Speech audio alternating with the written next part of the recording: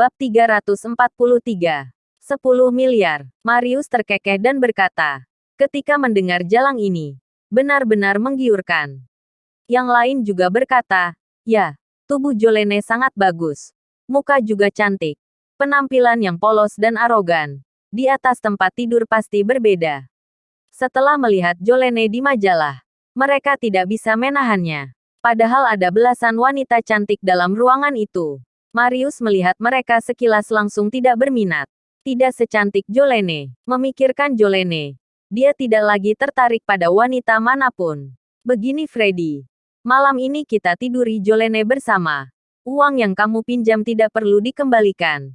Kedepannya kamu juga saudaraku. Bila ada masalah aku akan melindungimu. Marius menepuk bahu Freddy dengan keras. Oke, Kak Marius yang pertama. Aku kedua. Saudara-saudara lainnya juga datang bersama. Wanita jalang ini selalu berlaga suci. Nanti malam, aku ingin lihat betapa jalangnya dia. Hehe, Freddy segera setuju. Haha, saudaraku yang baik. Marius sangat menantikannya. Anak buahnya bertanya, Kak Marius, apa perlu menyiapkan alat-alat? Kepala botak itu tersenyum dan berkata, tentu saja harus disiapkan. Titik titik titik titik titik titik. Jolene dalam keadaan linglung di kantor tiba-tiba telepon berdering. Freddy yang menelepon. Jolene sebentar lagi jam pulang kerja. Apa kamu sudah memikirkannya? Freddy bertanya. Aku sudah memikirkannya. Jolene mengertakkan gigi dan setuju. Oke. Kalau begitu setelah kamu pulang kerja, pergi ke Hotel Marriott di Jalan Tamlin. Aku akan menjemputmu. Setelah Freddy menutup telepon, dia memberitahu Marius dan anak buahnya.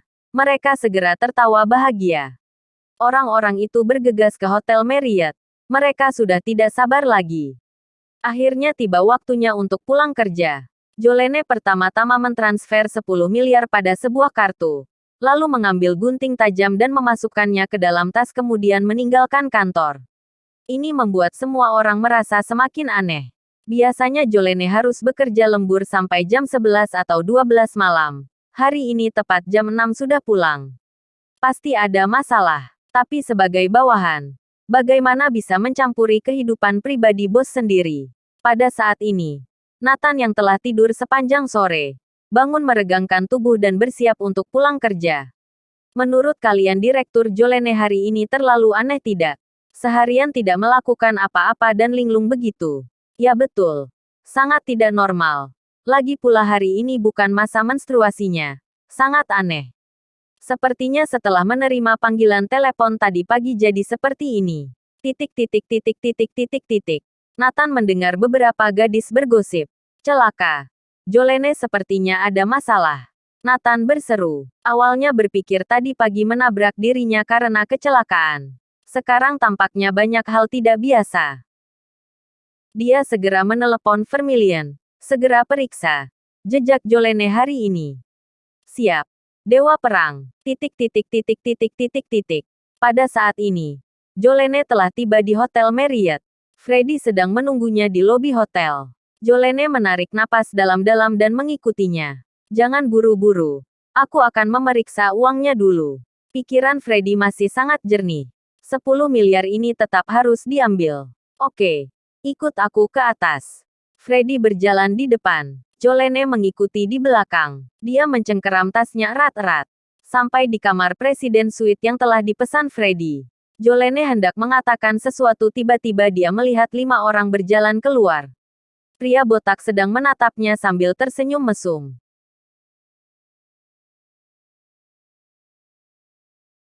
Bab 344. Ingin berteman. Melihat orang-orang dengan niat jahat, Jolene mundur ke belakang.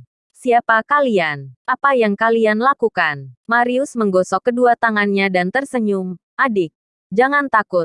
Kakak hanya ingin berteman denganmu. Hehe, ya adik yang baik. Kami semua adalah kakakmu yang baik. Yang lain juga tertawa. Freddy, kamu bajingan. Aku pergi. Jolene berbalik dan hendak pergi. Hanya saja langkah Marius lebih cepat. Langsung mengunci pintu dan mendekati Jolene selangkah demi selangkah.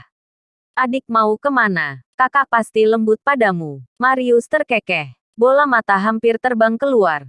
Freddy tersenyum. Jolene, Ini Kak Marius. Ingin berteman denganmu. Freddy.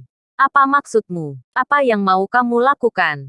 Apa kamu lupa tentang kamar dagang Anhemia? Apa kamu tidak ingin membicarakannya? Jolene meraung. Wajah Freddy berubah. Hal terpenting saat ini adalah masalah kamar dagang Anhemia. Hei, Jolene. Bukankah kamu ingin mengulur waktu? Baik. Aku memberimu syarat. 10 miliar ditambah menemaniku 1 malam. Aku akan memperpanjang waktu menjadi 3 hari untukmu. Jika tidak, aku akan menyebarkan foto-foto pribadimu. Oh iya. Kak Marius, apa kamu ingin melihat foto pribadi wanita ini? Akan aku tunjukkan. Freddy bertanya. Tentu saja. Cepat kasih aku lihat. Marius sudah tidak sabar. Tunggu. Jolene berteriak dengan marah. Freddy. Kamu iblis. Jolene berkata dengan marah. Haha. Terima kasih atas pujianmu. Freddy tertawa. Aku beri 20 miliar. Hal berlebihan lainnya aku tidak akan setuju. Sikap Jolene tegas. Kak Marius. Langsung sikat saja. Wanita ini sangat konservatif dan arogan. Reputasinya lebih penting dari apapun. Selama kita merekamnya, dia akan mendengarkan kita. Freddy sangat mengerti karakter Jolene. Ayo. Kalau begitu, aku sudah tidak kuat menahannya lagi. Marius akan segera menerkam. Jangan mendekat. Jolene segera mengeluarkan gunting tajam. Kalian jangan mendekat. Jolene menghunuskan guntingnya dan berteriak dengan panik. Tiba-tiba, Marius maju dan memukul pergelangan tangan Jolene. Gunting terlepas dan Jolene kesakitan. Dan gunting di tangannya jatuh ke tanah. Orang-orang itu menarik Jolene ke kamar tidur. Bang! Marius melemparkannya ke tempat tidur. Air mata mengalir dari mata Jolene. Putus asa. Sangat putus asa. Dia meremehkan si binatang Freddy ini. Sekarang meminta pertolongan Tuhan pun tidak mungkin. Di dalam kamar tidur terdapat berbagai peralatan. Juga kamera dan perlengkapan lainnya. Berakhir. Sudah berakhir sekarang. Jolene ingin bunuh diri saja.